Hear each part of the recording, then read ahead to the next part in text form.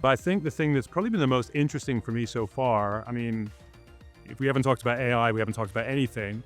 But off the back, really, of the talk Yannick gave in his keynote, where he juxtaposed the human element with the AI-driven element, that really prompted a lot of super fascinating conversations with clients, with partners, and a whole bunch of other folks here at the show.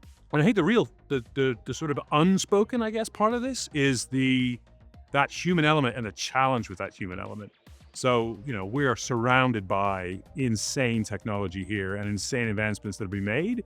But I think the thing that a lot of people are sort of forgetting is you can't just show up and say, hey, here's all this fantastic technology and expect everyone to change the way they do things and sort of embrace that new way of working.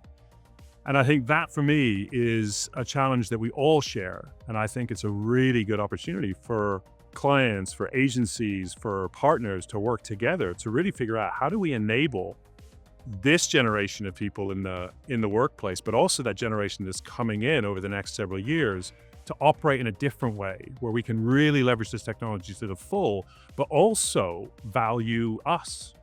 What is the new value for the humans when we have machines doing some of the work that, gave us our value in the past? So that, for me, is a huge challenge, and I've been having some super interesting conversations, and it's a huge shared challenge that I think we can all really focus on. So we've got basically the entire year in front of us right now. It's super hard to understand how things are going to evolve, even in the next few weeks.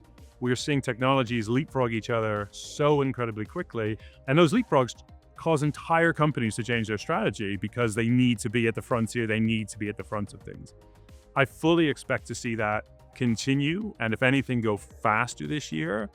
But I think it'll be interesting to see how that evolves over the course of 2026, because the volume, just here at CES, obviously, where people are being brought together, but every day in my role, I'm getting this huge volume of contact from super interesting companies that are creating phenomenal, new applications built on these technologies. But I'm questioning how even a global market can sustain so many different small organizations coming forward with all these different ideas. So I'm super interested to see which ones are going to be the ones we need to bet on, and they're the ones that are going to scale. They're going to be a Google in 5 years' time, and which are the ones that perhaps will go the way of some .coms over the next 12, maybe 18 months.